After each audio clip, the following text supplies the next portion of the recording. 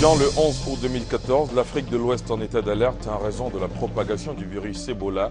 Deux des pays touchés par l'épidémie font frontière avec la Côte d'Ivoire. Le gouvernement ivoirien prend des mesures draconiennes pour éviter l'entrée de la maladie dans le pays. Jusque-là, aucun cas n'a été enregistré dans le pays. Les 17 membres de la commission centrale de la commission électorale indépendante CEI ont pris fonction aujourd'hui. Ils ont prêté serment devant le Conseil constitutionnel au cours d'une audience présidée par Francis Vaudier, président de l'institution. Et puis l'armée ukrainienne prépare la phase décisive de l'opération visant à reprendre Donetsk, bastion des séparatistes pro-russes dans l'est de l'Ukraine. L'armée dit avoir encerclé la ville et divisé les forces rebelles et rejette tout cessez-le-feu. Voilà pour le sommaire. Bonsoir à tous et bienvenue si vous nous rejoignez dans la grande édition.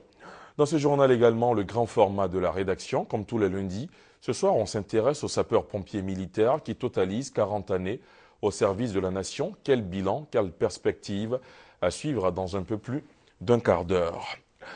Mais avant, je vous le disais en titre, l'Afrique de l'Ouest est en état d'alerte en raison de la propagation du virus Ebola. Sur 4, 2 des pays touchés par l'épidémie font frontière avec la Côte d'Ivoire. Le gouvernement ivoirien prend des mesures draconiennes pour éviter l'entrée de la maladie dans le pays.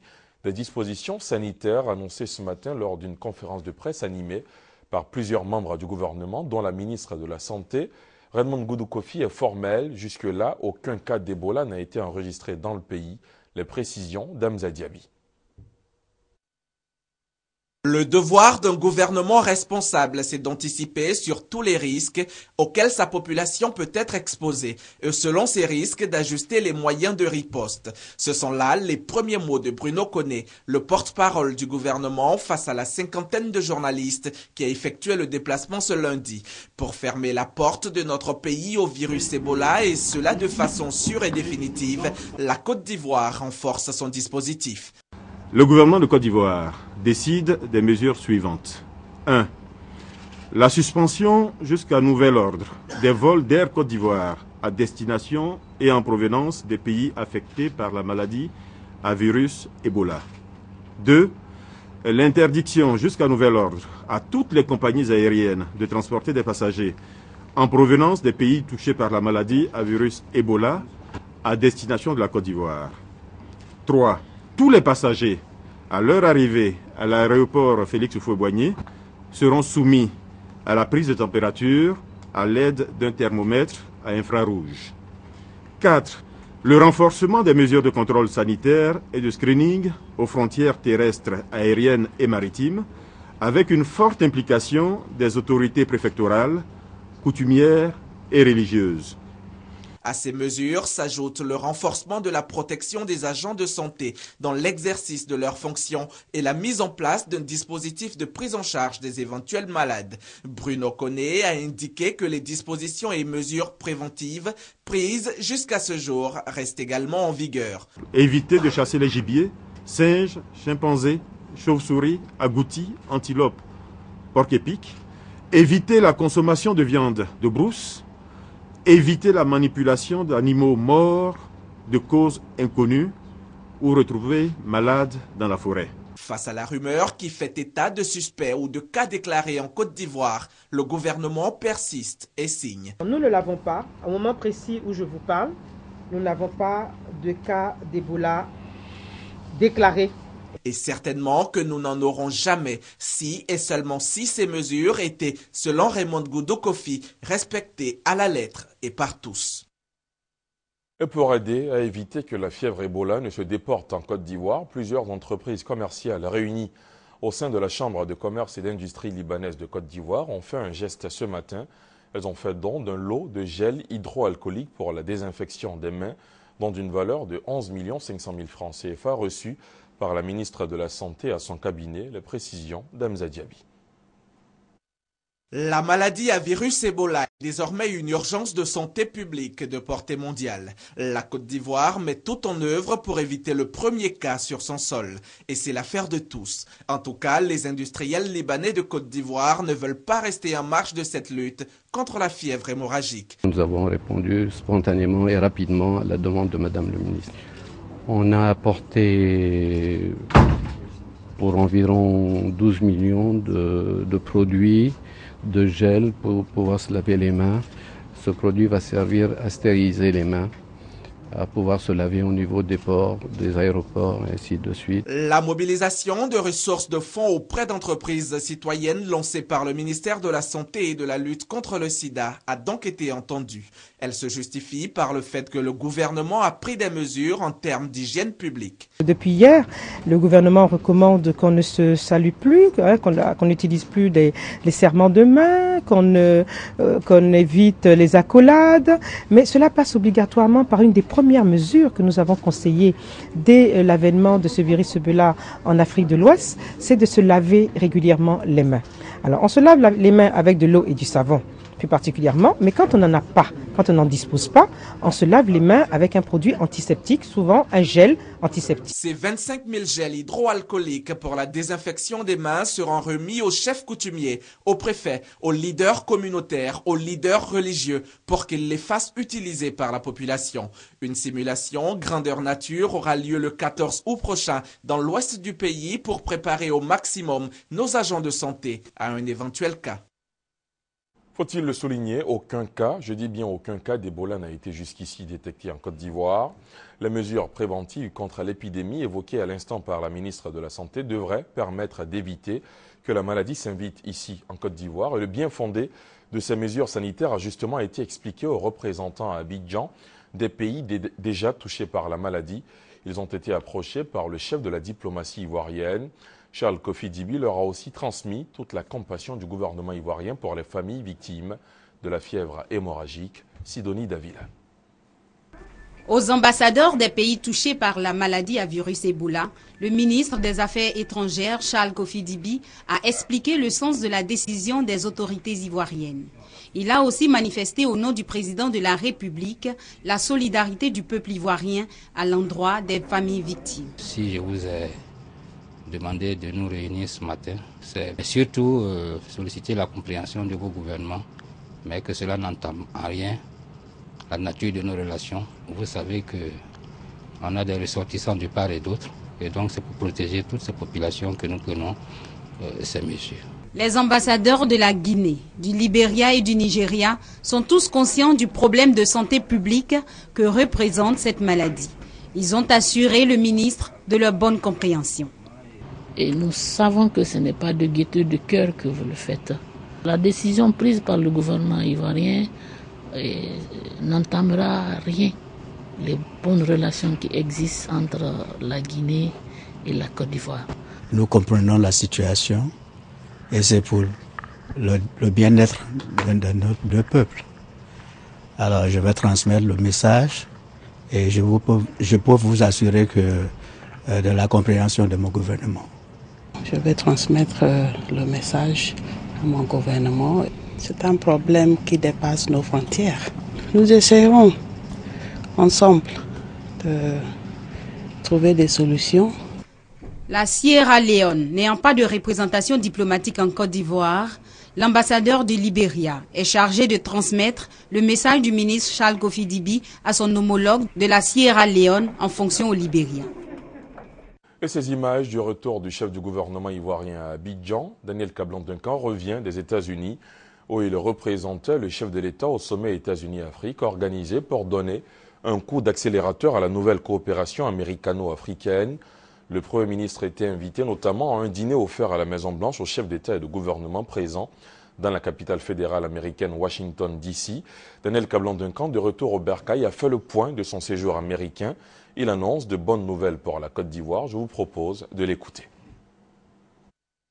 Je dois dire qu'au niveau donc public, le président Obama, comme chacun sait, a décidé de développer Power Africa avec des engagements de l'ordre de 26 milliards de dollars. Bon, si je convertis, ça va faire autour de 13 000 milliards de francs CFA. De manière à porter donc, disons que les capacités en matière d'électricité à 30 000 mégawatts et donc fournir l'électricité à 60 millions donc, de personnes en Afrique, ce qui est quand même important. Vous savez aussi qu'il y a eu la Goa qui va être renouvelée. En tout cas, le président a indiqué qu'il allait proposer au Congrès le renouvellement donc, de cette disposition qui permet donc aux pays africains d'exporter pratiquement sans frais de douane des produits, notamment des produits industriels vers les États-Unis. Et il y a eu aussi donc des actions qui ont donc été prises pour renforcer le domaine agricole, qui sont un élément porteur donc de l'action, mais aussi la santé, notamment, vous savez, la lutte contre le VIH-Sida, mais aussi il y a eu l'Ebola, puisque cette question aussi a été évoquée, les problèmes aussi d'éducation. Vous savez qu'il y a eu une action que le président a prise en ce qui concerne les jeunes, là, le YALI, Young African Leader Initiative, là, de manière à pouvoir former la base future donc, de nos pays.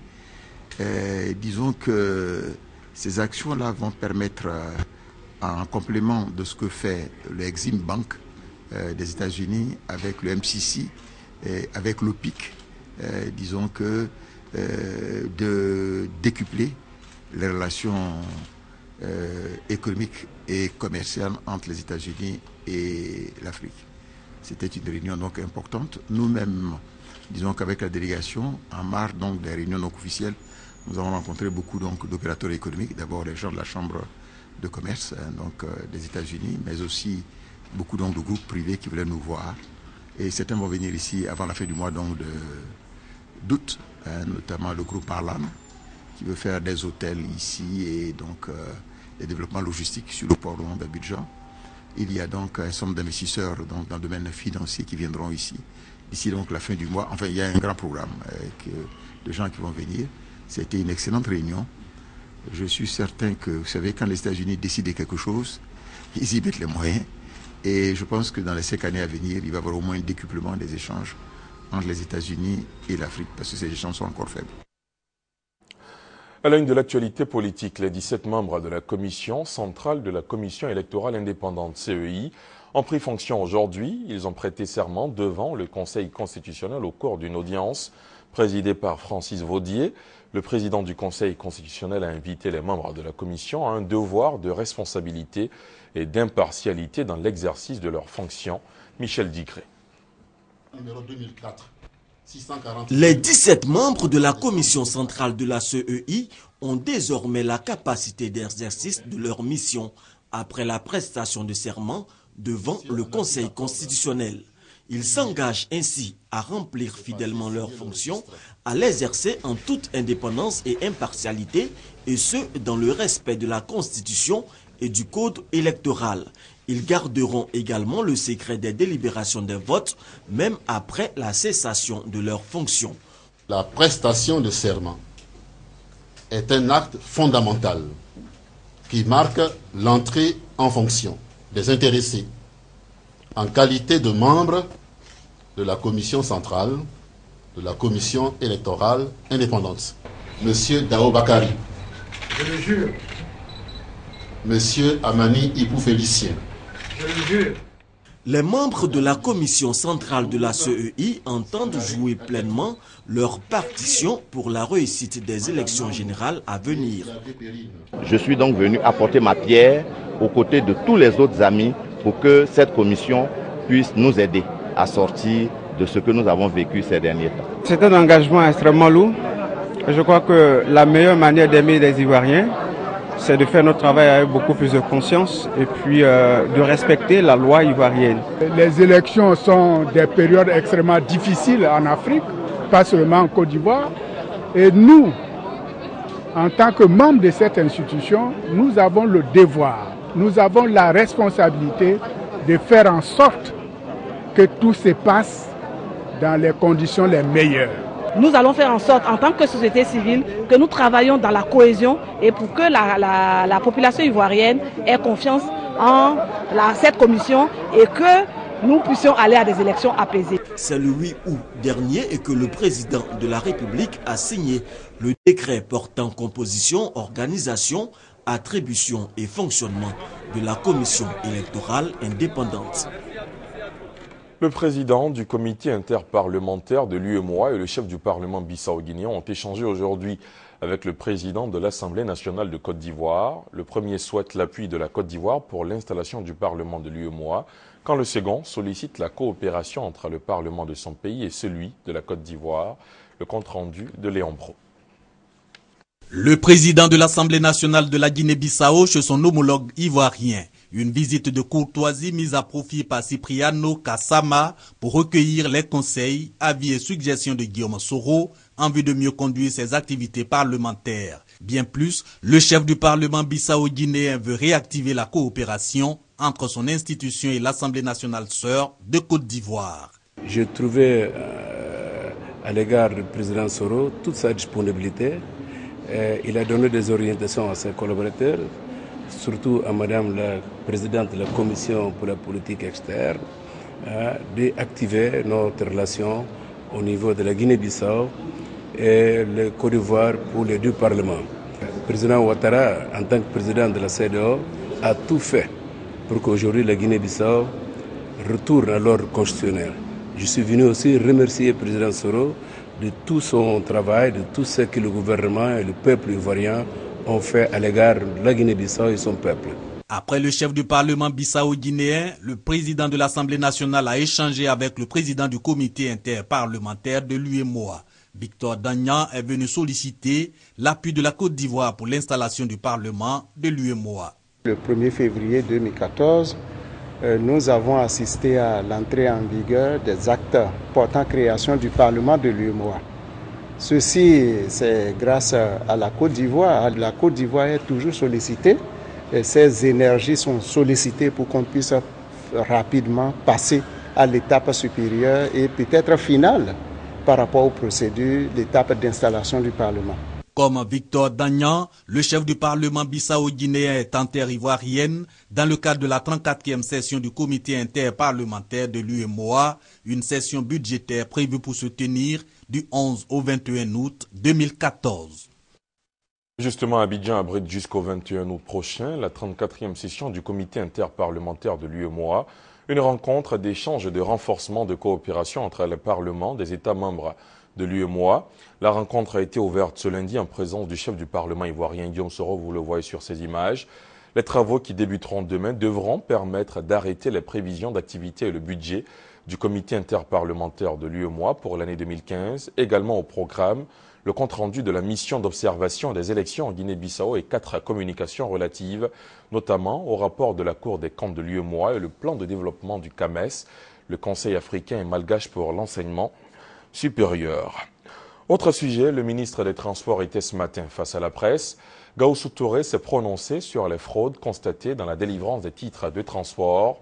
Il a par ailleurs annoncé une nouvelle procédure visant à enrayer définitivement les cas de fraude. Des milliers de cas de fraude détectés dans le traitement des dossiers relatifs au permis de conduire au centre principal de gestion intégré de Trècheville. Ces cas concernent les demandes et les renouvellements de permis de conduire bloqués depuis 2008 selon le ministre des Transports, Gaoussou Touré. Tout candidat qui n'a pas été enregistré au niveau des statutes, pour nous, c'est un faux document qu'il a. Parce que s'il a un bon document, il doit passer avant d'aller dans les auto-écoles pour qu'on puisse partir. Désormais, les candidats au renouvellement du permis de conduire sont invités à faire vérifier et authentifier leurs documents à la Direction générale des transports et de la circulation, sise à la Tour C au plateau, a précisé Gaoussou Touré. C'est tous ceux qui sont aujourd'hui en possession des documents réels qui sont passés par les auto-écoles, c'est tout à fait normal qu'on puisse leur éditer des vrais documents aujourd'hui pour leur permettre de jouir de leurs droits.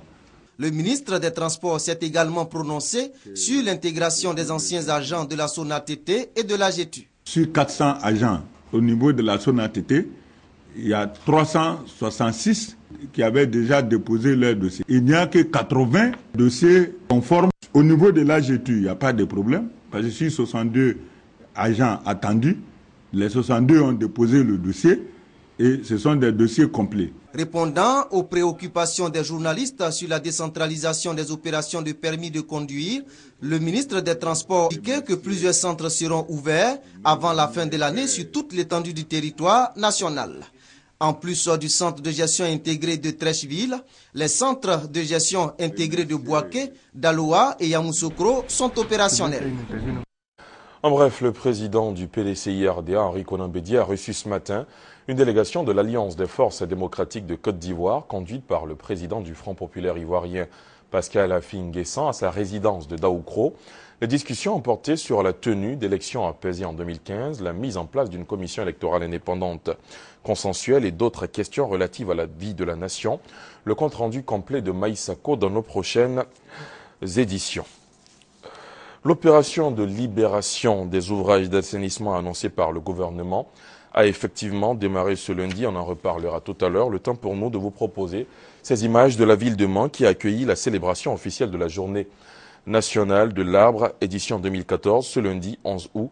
Thème retenu pour cette journée, plantons des arbres pour lutter contre le réchauffement climatique. Les populations ont assisté à cette célébration à la place de la Paix de Mans. Vous le voyez sur ces images. À cette occasion, le ministre des Eaux et Forêts, Mathieu Babo-Daré, a dans son adresse invité les populations au reboisement afin de restaurer le couvert forestier ivoirien. Il a inauguré les locaux du projet, réhabilitation des flancs des montagnes Mans. Ensuite, une séance de planting d'arbres sur les 10 flancs. Le ministre Babo-Daré a aussi rencontré des opérateurs de la filière bois afin de s'imprégner des difficultés, notamment la concurrence déloyale des scieurs clandestins. Je vous l'annonçais tout à l'heure, l'opération de libération des ouvrages d'assainissement annoncée par le gouvernement a effectivement démarré ce lundi. Premier site à Tékoubé, quartier Fermont, où les machines de l'Office national de drainage et d'assainissement ont procédé au nettoyage des caniveaux et au déguerpissement des populations. À Tékoubé, quartier Cité Fermont, premier site, premier coup de machine. L'Office national de l'assainissement et de drainage procède à la libération des ouvrages d'assainissement occupés ici par des commerçants. L'opération débutée ce lundi s'inscrit dans le plan de lutte contre les inondations lancé par le gouvernement. Sur la voie d'Aboula, on a des caniveaux le long de la voie qui sont raccordés à un dallot qui traverse le quartier pour venir se rejeter dans un talweg qui se trouve sur le site où nous sommes. Les eaux s'écoulent dedans pour aller se rejeter plus bas. Et il se trouve que le dallot qui prend les eaux du caniveau là-bas est complètement bouché, mais il est inaccessible parce qu'il y avait des baraques qui étaient installées dessus et l'exutoire était occupé, donc les eaux ne pouvaient plus s'écouler. Voilà, donc ce matin nous sommes là pour libérer cet espace. Période de sensibilisation passée, place maintenant à l'action. Une opération applaudie par la population. C'est le site de mon père. Et avant son décès, il a donné à quelqu'un pour exploiter le terrain par rapport au coco. Depuis le décès de père, on a constaté que le terrain n'est pas praticable. Nous avons décidé de mettre de l'ordre dans le terrain. On a passé dans tous les secteurs en vain. L'œuvre que le président de la République a de prendre vraiment va droit au cœur. Pour mémoire, les inondations dues à la forte pluie du mois de juin ont fait 33 morts et plusieurs déplacés. Pour ne plus que l'histoire se répète, l'opération de libération des ouvrages d'assainissement appuyée par les forces de l'ordre va se poursuivre dans tous les districts d'Abidjan et ce pour une période de 1 mois.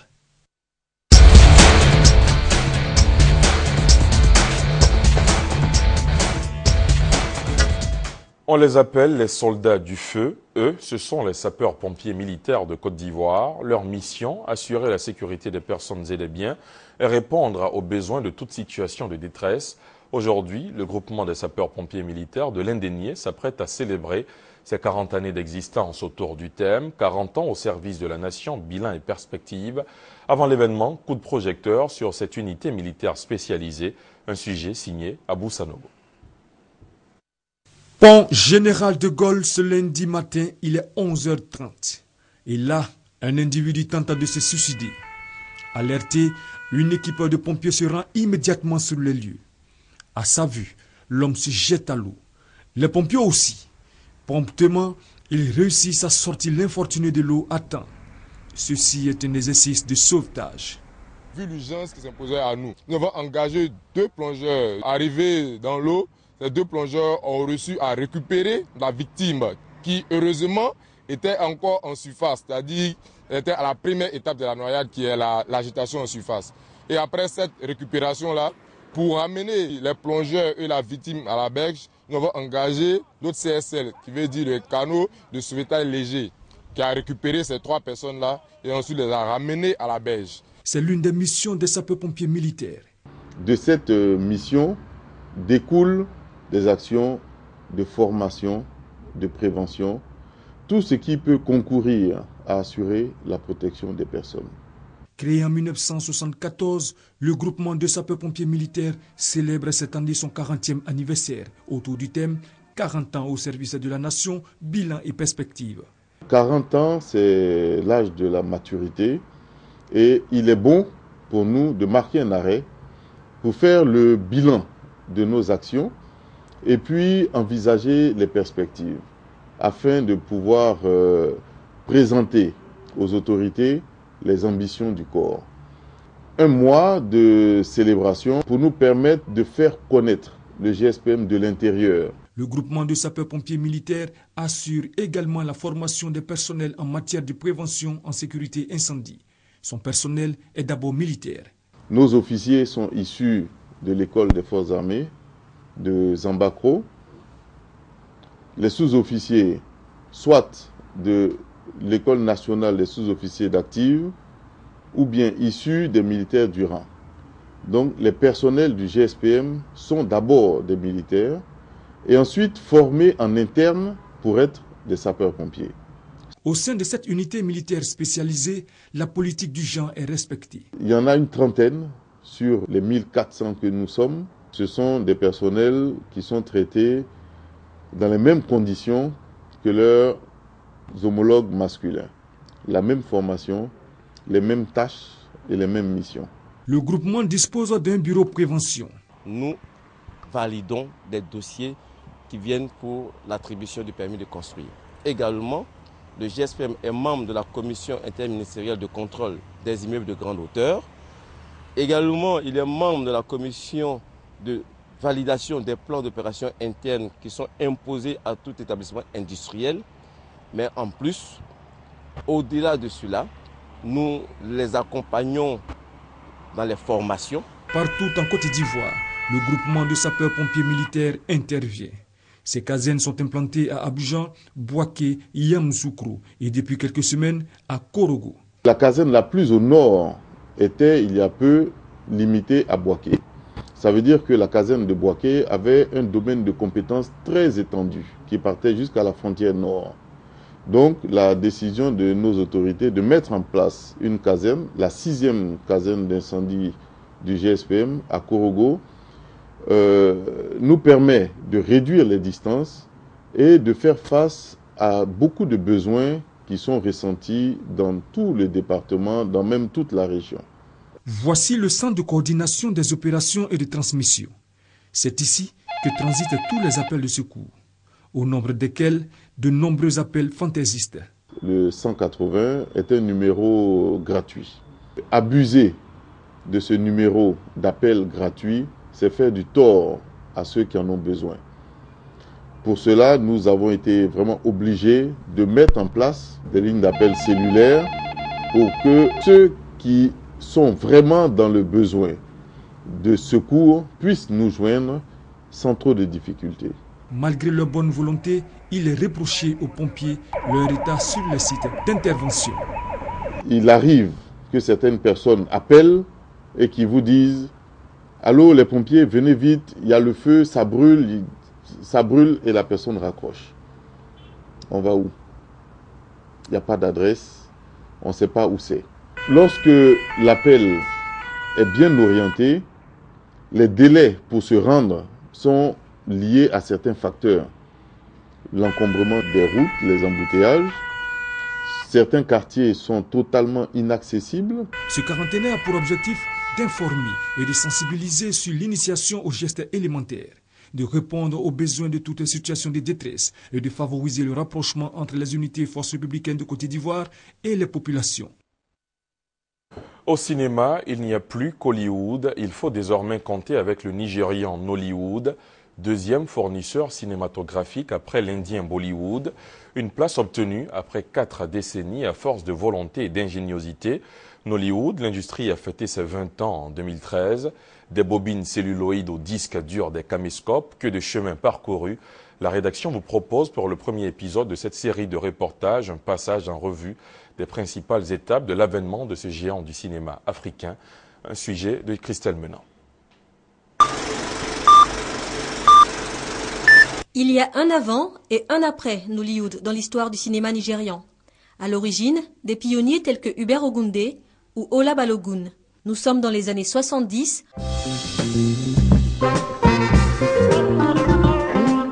On tourne en en celluloïd 35 mm entre les villes de Kano et Lagos.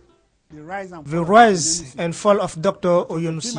C'est un film que j'ai tourné en 1977. Et après ce film, j'ai tourné Akbalala, Oyonousi, The Mask et ainsi de suite.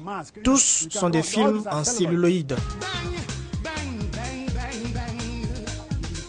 La crise économique liée aux tensions politiques des années 80 freine le cinéma nigérian alors en plein essor. C'est une des victimes des programmes d'ajustement structurel. Les salles de cinéma ferment l'une après l'autre ou se transforment en lieux de culte. Les années 90 vont marquer un tournant décisif pour le cinéma nigérian avec l'avènement du format vidéo.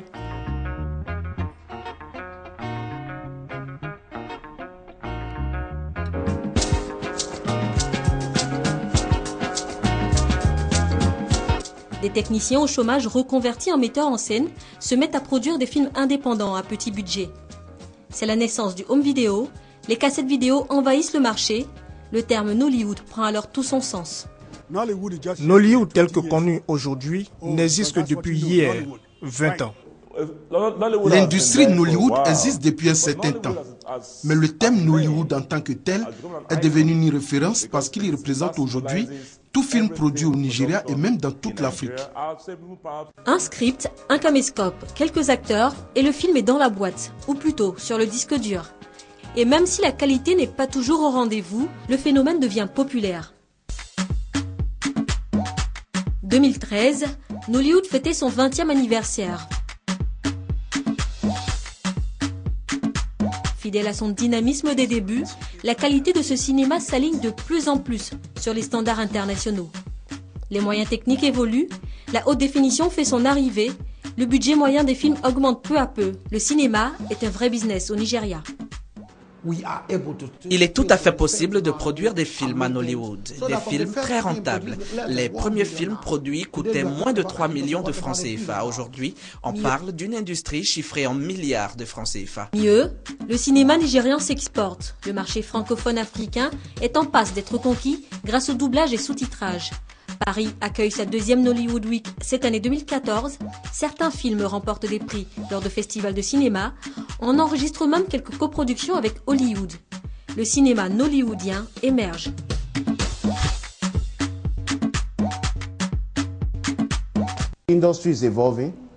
L'industrie se développe et continue de se développer et nous espérons que cette progression constante se fera non pas seulement en quantité de production, mais aussi en qualité.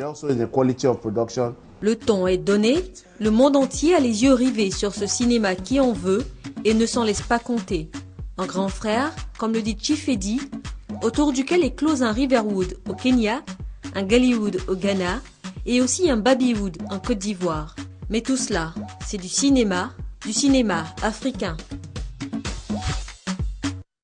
Voilà pour ce qui est du trajet historique du cinéma nigérian, Nollywood. Demain, deuxième épisode, nous parlerons des chiffres de cette industrie et de son poids dans l'économie nigériane.